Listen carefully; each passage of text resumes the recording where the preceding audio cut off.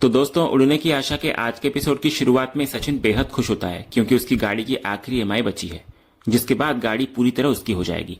वो सपने देख रहा होता है कि जिंदगी आसान हो जाएगी, लेकिन तभी एक फोन कॉल आता है जो उसके सपनों पर ब्रेक लगा देता है। सचिन चौंक जाता है और तुरंत वहां से निकल जाता है। फिर एक फोन कॉल के बाद सचिन भागता हुआ गैरेज पहुंचता है, जहां उसकी दूसरी वाली गाड़ी एक्सीडेंट के बाद खड़ी होती है। उसका दोस्त जो गाड़ी चला रहा था अपनी सफाई देते हुए कहता है कि इसमें उसकी कोई गलती नहीं थी, ट्रक वाला अचानक सामने आ गया था। तो सचिन गुस्से की जगह समझदारी दिखाता है और कहता है कि वो समझता है क्योंकि कभी कभी नसीब ही खराब होता है। इसके बाद मैकेनिक काम पूरा होने की जानकारी देता है और रिपेयरिंग का खर्चा मांगता है। तो सचिन चुपचाप उसको पैसे देता हुआ नजर आता है। इधर उसका दोस्त कहता है कि वो कहीं से पैसे का जुगाड़ कर लेगा, लेकिन सचिन उसको मना कर देता है और अगली बार से ध्यान रखने की चेतावनी देता है। फिर वहां से निकलते वक्त सचिन मन ही मन बहुत परेशान होता है। वो सोचता है कि बड़ी मुश्किल से 4 पैसे कमाए थे जो अब गैरेज में खर्च हो गए। अब उसके पास पैसे ही नहीं बचे हैं तो वो घर खर्च के लिए क्या देगा। उसे डर सताने लगता है कि अब घर पर बाबा की बाई को अलग ही तांडव शुरू करने वाली है। दूसरी तरफ घर पर साइली, जो कि पहले से ही परेशान होती है, सचिन को देखते ही उसकी चिंता का कारण पूछती है। तो सचिन कहता है कि उसकी दूसरी गाड़ी फिर से ड्राइवर ने ठोक दी है, जिससे फालतू का खर्चा हो गया। इधर साइली सचिन को याद दिलाती है कि उसने पहले ही कहा था कि वो भाऊ गाड़ी का ध्यान नहीं रखता, लेकिन सचिन उसकी सुनता नहीं। जब साइली उस ड्राइवर से बात करने की पेशकश करती है तो सचिन उसको रोक देता है। वो तर्क देता है कि मुंबई की सड़कों पर लोग टेढ़ा मेढ़ा गाड़ी चलाते हैं और कभी कभी बिना गलती के भी एक्सीडेंट हो जाता है। वो एग्जाम्पल देता है कि ब्रेक फेल के समय उससे भी तो गाड़ी ठुकी थी। सचिन कहता है कि वो ड्राइवर भी शादीशुदा और बाल बच्चों वाला है, तो उसे क्या ही बोले।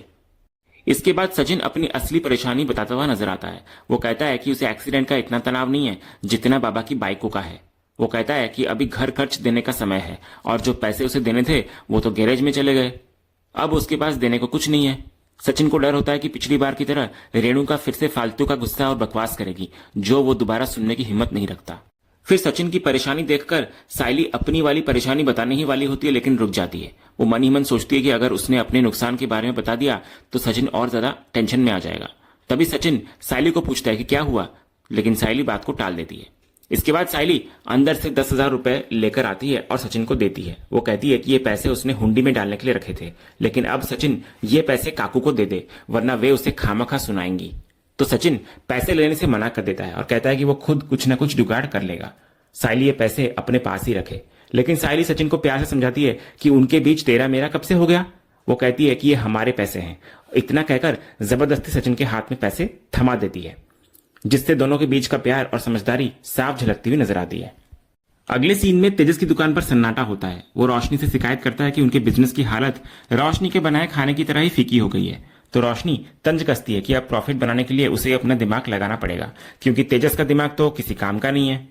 उनकी ये बातें सुनकर राजा बीच में आता है और उन्हें अपने गांव का एक बढ़िया जुगाड़ बताने लगता है। इधर राजा की पत्नी भी उसका समर्थन करती है कि उसी जुगाड़ से उन्होंने प्रेशर कुकर जीता था। तो राजा उसकी पत्नी को सुधारता है कि जीता नहीं था, बल्कि पैसे इकट्ठे किए थे। इसके बाद राजा रोशनी और तेजस दोनों को समझाता है कि उसके गांव में एक बहुत बड़ी दुकान थी, जहां लोग हर महीने थोड़ा थोड़ा पैसा जमा करते थे। फिर महीने के अंत में लॉटरी सिस्टम से किसी एक को जमा की हुई रकम मिल जाती थी, जिससे वो बड़ा सामान खरीद लेता था। वो बताने लगता है कि शहर में इसे चिट फंड कहते हैं। राजा का मानना होता है कि अगर वे ये स्कीम शुरू करें तो ग्राहकों की लाइन लग जाएगी और उनके पास पैसा भी आ जाएगा। इधर रोशनी को राजा का आइडिया बहुत पसंद आता है। उसे लगता है कि इस ऑफर से मिडिल क्लास लोग ज्यादा खरीदारी करेंगे और उन्हें एडवांस में कैश भी मिल जाएगा। तेजस भी इधर मान जाता है कि आइडिया अच्छा है। इसके बाद राजा इस स्कीम के प्रचार के लिए बड़े बड़े बैनर लगवाने का सुझाव देता है। उसकी पत्नी इधर बताती है कि गांव में जब ये स्कीम चली थी तो लोग लंबी लाइन लगाकर पैसे जमा करते थे। इसके बाद रोशनी खुश होकर राजा की तारीफ करती है कि उसकी स्कीम बड़ी काम की निकली। तो राजा फिर वादा करता है कि उसके पास और भी बढ़िया आइडिया है, जो वो धीरे धीरे करके बताएगा। फिर अंत में तेजस भी मानता है कि राजा काफी समझदार निकला। दूसरी तरफ देर रात साइली जाग रही होती है और अपने नुकसान को लेकर बेहद चिंतित होती है। उसे ना तो कोई नया ऑर्डर मिला है और ना ही कोई पुराना बचा है। तभी इतने में सचिन की भी नींद खुल जाती है। वो साइली को जागते देखकर हैरान होता है। सचिन कहता है कि पैसों की तंगी और खराब हालत की वजह से उसकी नींद भी उड़ी हुई है। फिर सचिन सायली के हाथ में हिसाब देखकर पूछता है कि क्या उसने जो 10,000 रुपए उसे दिए थे उसकी वजह से तो कोई हिसाब में गड़बड़ नहीं हुआ ना। तो इस पर सायली अपनी चुप्पी तोड़ती है और अपना दर्द साझा करती है। वो बताती है कि वो भी उसी परेशानी से गुजर रही है जिससे सचिन गुजर रहा है। वो कहती है कि अमृतसर अचानक जाने के कारण उसके कई पुराने और फिक्स्ड कस्टमर जैसे रेस्टोरेंट और ऑफिस वाले छूट गए हैं। उन्होंने किसी और को काम दे दिया है, जिससे हर महीने आने वाली 12,000 रुपए की फिक्स्ड कमाई अब बंद हो जाएगी। ये सुनकर सचिन हैरान होता हुआ नजर आता है। वो सायली को टोकता है कि उसने ये बात पहले क्यों नहीं बताई। तो सायली समझाती है कि सचिन पहले से ही अपनी गाड़ी को लेकर परेशान था, इसलिए वो उसे और तनाव नहीं देना चाहती थी। लेकिन सचिन को यह गलत लगता है। वो कहता है कि अगर सायली उसे अपनी तकलीफ नहीं बताएगी तो किसे बताएगी। उसे अफसोस होता है कि उसके साथ साथ सायली भी खामखा पिस रही है। इसके बाद सायली अपना दुख बयां करती है कि उसने इतनी मेहनत से जो उड़ने की आशा बनाई थी वो एक ही झटके में टूट गई है। उसे महसूस हो रहा है कि जैसे वो जिंदगी में 100 कदम पीछे चली गई है और उसको समझ नहीं आ रहा कि आगे क्या होगा। सचिन भी अपनी बेबसी जाहिर करता है। वो कहता है कि उसके पास भी पैसे नहीं है और उसे याद भी नहीं कि आखिरी बार उसने हुंडी में कब पैसे डाले थे। उसे अफसोस होता है कि आज सायली के पास जो 10,000 रुपए थे वो भी उसने सचिन को दे दिए। सचिन खुद को कसूरवार मानता है कि उसकी वजह से सायली की भी हालत खराब हो गई है। तो सायली सचिन को समझाती है कि वो फिर से तेरा मेरा ना करे और खुद को कम ना आके। वो कहती है कि उन्हें यह स्वीकार करना होगा कि अभी उनका समय सही नहीं चल रहा है। तो इस पर सचिन मजाक में कहता है कि उसने तो स्वीकार कर लिया है, लेकिन अब क्या बाहर खड़े होकर चिल्लाए कि उनका समय खराब है। उसे समझ नहीं आ रहा होता कि क्या करे। वो कहता है कि कुछ भी हो, इतना ही बोल रहा होता है, लेकिन सायली उसकी बात को पूरी करती है और दृढ़ता से कहती है हम हार नहीं मानेंगे। वो समझाती है कि जब हम अपना पूरा ध्यान अपने काम पर देते हैं तभी फल मिलता है। वो सचिन को याद भी दिलाती है कि वो अपने काम पर ध्यान नहीं देता। तो सचिन सहमत होता है, लेकिन कहता है कि यह बात सिर्फ उस पर नहीं बल्कि सायली पर भी लागू होती है। सायली भी अपने बिजनेस को वक्त नहीं देती। सचिन समझाता है कि यह उनकी हार नहीं बल्कि दोनों की कमी है जिस पर उन्हें काम करना है। तो सायली भी हौसला बढ़ाते हुए कहती है कि वे इस कमी को दूर करेंगे और उन्हें फिर से उड़ने की आशा नजर आएगी। वो कहती है कि आसमान बहुत बड़ा है, उन्हें बस अपने पंख फैलाने हैं। इसके बाद सायली एक व्हाइट बोर्ड लाती है और एक ठोस प्लान बनाती है। वे दोनों तय करते हैं कि वे सिर्फ बात नहीं करेंगे बल्कि टारगेट सेट करेंगे। सायली लिखती है कि उन्हें अपनी कमाई का 25% हुंडी में जमा करना है जब तक 2.5 लाख रुपए ना हो जाए। इसका मतलब हर महीने 15,000 की बचत और इमरजेंसी फंड अलग रखना होगा। फिर सचिन भी अपना टारगेट सेट करता है, 2 फिक्स्ड ऑफिस सवारी और दिन की कुल 8 सवारी। सायली भी इधर अपने लिए 5 बड़े क्लाइंट्स का लक्ष्य रखती है। फिर दोनों इस प्लान पर अपनी सहमति की मुहर लगाते हुए बोर्ड पर साइन करते हैं और हाथ मिलाते हैं, जो उनकी नई साझेदारी और दृढ़ निश्चय का प्रतीक है। दूसरे सीन की शुरुआत में रेणुका सायली को आवाज लगाती है। इधर सायली हॉल में आती है और वहां मौजूद शकुंतला को देखकर नमस्ते करती है। सायली पानी लाने की बात करती है, लेकिन रेणुका उसको रोक देती है और कहती है कि शकुंतला को पानी नहीं चाहिए। इसके बाद रेणुका बड़े अपनेपन से सायली को अपने पास सोफे पर बैठने के लिए कहती है और बताती है कि उससे कुछ बात करनी है उससे। तो सायली को गलतफहमी होती है कि शायद रेणुका महीने के खर्चे के बारे में बात करना चाहती है, इसलिए वो पहले ही कहती हुई नजर आती है कि वो पैसे दे देगी। लेकिन रेणुका उसको टोकती है और कहती है कि उसने पैसे तो मांगे ही नहीं। उसे पूरा यकीन है कि सायली खर्चे के पैसे दे देगी। रेणुका फिर चिंता जताते हुए कहती है कि वो देख रही है कि कुछ दिनों से सायली परेशान और अस्वस्थ लग रही है, इसलिए वो बात करना चाहती थी।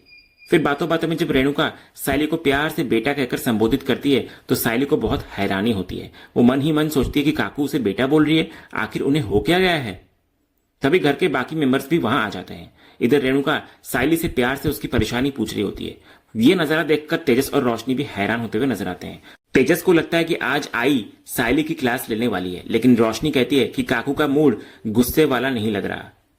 इधर रेणुका सायली को वहीं बैठने के लिए कहती है और कुछ देर के लिए अपने कमरे में चली जाती है। उसके जाते ही सायली शकुंतला को पूछती है कि काकू को आखिर हो क्या गया है। तो शकुंतला कहती है वो बस देखती जाए। तभी रिया भी हैरानी जताने लगती है कि आंटी का ये स्वीट मोड अचानक कैसे ऑन हो गया। वो सायली को चेतावनी देती है कि वो ध्यान रखे कहीं वो इस्तेमाल न हो जाए, क्योंकि आंटी का कोई भरोसा नहीं है। दूसरी तरफ सचिन भी सायली को वहां से तुरंत कल्टी मारने की सलाह देता है। वो रेणुका को चलती फिरती टिकटिकी बम बताता है और कहता है कि कब फटेगी और कब रायता फैलेगा कुछ पता नहीं। तो शकुंतला सचिन को टोकती है, लेकिन सचिन को पूरा यकीन होता है कि जिस हिसाब से बाबा की बाइक को अच्छी बन रही है पक्का कुछ न कुछ गोची है। तभी रेणुका वापस आती है और कहती है कोई गोची नहीं है। उसके हाथ में कुछ थैलियां होती है। वो सवाल करती है कि क्या वो अपनी बहू के साथ बैठकर बात भी नहीं कर सकती। ये सुनकर सब हैरान रह जाते हैं। तभी सचिन टिप्पणी करता है कि अगर ये किसी नॉर्मल सास ने कहा होता तो ठीक था, लेकिन रेणुका के मामले में ये समझ से बाहर है। इधर जब रेणुका दोबारा सायली को बेटा कहती है तो सचिन का सिर चकराने लगता है और वो आकाश को पानी मांगता है। इधर सायली भी रेणुका से पूछती है कि क्या रेणुका ये उसी से कह रही है। तो रेणुका पुष्टि करती है, हाँ मेरी प्यारी बहुरानी, मैं तुझी से कह रही हूँ। यह सुनकर सायली और पूरा परिवार हैरान हो जाता है। इसके बाद रेणुका सायली को एक तोहफा देती है और पूछती है कि उसे पसंद आया या नहीं। सचिन फिर से आकाश को पूछता है कि क्या उसे सही सुनाई दे रहा है या वो बहरा हो गया है। इधर सायली तोहफे की खूबसूरती की तारीफ करती है और पूछती है कि क्या सच में ये उसी के लिए है। तो रेणुका यकीन दिलाती है कि कल बाजार में उसे ये साड़ी बहुत पसंद आई थी, इसलिए वो सायली के लिए ये लेकर आई। रिया भी पुष्टि करने के लिए रेणुका से पूछती है कि क्या आंटी सच में सायली बहिनी के लिए ही साड़ी लाई है। इस पर रेणुका कहती है, मैं अपने घर की लक्ष्मी के लिए एक साड़ी भी नहीं ला सकती क्या। तो घर की लक्ष्मी शब्द सुनते ही सचिन को एक और जोरदार झटका लगता है। वो आकाश से कहता है कि पहले बेटा बोली और अब घर की लक्ष्मी। उसे पक्का कुछ गड़बड़ लग रहा होता है। उसे समझ नहीं आ रहा होता कि वो रेणुका के मुंह से इतनी अच्छी बातें कैसे सुन रहा है। इसके बाद रेणुका सायली को ढेर सारी नई साड़ियां दिखाती है और कहती है कि एक वो रख ले और बाकी अपनी सहेलियों को बांट दे। वो सायली को बेटी जैसी बहू कहकर सबको चौंका देती है। सचिन को तो चक्कर ही आ जाता है और रोशनी को लगता है कि काकू के सिर पर चोट लगी है। इधर सायली जब इस बदलाव का कारण पूछती है और साड़ी को देखने लगती है तो रेणुका अचानक अपना असली रूप दिखा देती है। वो सायली से साड़ियां छीन लेती है और उसको ताना मारती है कि क्या वो इतनी महंगी साड़ियां सच में उसे देगी। वो सायली को साड़ियां अलमारी में रखने का हुक्म देती है, जिससे सबका भ्रम टूट जाता है। इधर सचिन इस अपमान पर भड़क जाता है और पूछता है कि यह क्या नया तमाशा है, पहले गिफ्ट देना और फिर वापस लेना। तो इस पर रेणुका अजीब से बहाना बनाती है कि सायली ने देर कर दी इसलिए उसका मूड बदल गया। इतना बोलकर वो शकुंतला के साथ अंदर चली जाती है। इधर तेजस और रिया को भी यकीन हो जाता है कि रेणुका के साथ कुछ तो गड़बड़ है। आकाश और सचिन भी इस अजीब बर्ताव को समझ नहीं पाते। इसके बाद सायली रेणुका के हुक्म पर साड़ियां रखकर वापस आती है। इधर सचिन उसको देखते ही कहता है कि उसने पहले ही आगाह किया था कि रेणुका सिर्फ मस्करी कर रही है। वो बताने लगता है कि जब रेणुका सायली को बेटा कह रही थी तब उसका भी दिमाग फिर गया था। सचिन फिर पूछता है कि क्या सायली इस बात को लेकर सीरियस हो गई थी, उसे इस पर गंभीर नहीं होना चाहिए था। तो सायली अपना दिल खोलकर रखती है। वो कहती है कि वो मानती है कि शुरुआत में उसे अजीब लगा, लेकिन रेणुका का प्यार देखकर उसके मन को बहुत सुकून मिला। उसे लगा काश ये सब सच होता, लेकिन अब उसको महसूस हो रहा है कि शायद रेणुका ने ये सब जानबूझकर किया ताकि उसे बुरा लगे और उसे नीचा दिखाया जा सके। सचिन को भी इधर पक्का यकीन हो जाता है कि कुछ तो गोची है। वो कहता है कि रेणुका शकुंतला मौसी के साथ मिलकर पक्का कोई खिचड़ी पका रही है। सचिन फिर ठान लेता है कि उसे इस माजरे का पता लगाना ही होगा कि आखिर चल क्या रहा है। तो इसी सस्पेंस और सचिन के शक के साथ आज का ये एपिसोड यहीं खत्म होता है। तो दोस्तों, आपको आज का ये एपिसोड और इसका अपडेट कैसा लगा, अपनी राय हमें कमेंट करके जरूर बताएं। अगर आपको आज का ये वीडियो पसंद आया हो तो वीडियो को लाइक और शेयर जरूर करें और उड़ने की आशा के आने वाले रोमांचक ट्विस्ट एंड टर्न्स जानने के लिए हमारे इस चैनल को सब्सक्राइब करना ना भूलें। तो मिलते हैं अगले वीडियो में, तब तक के लिए धन्यवाद।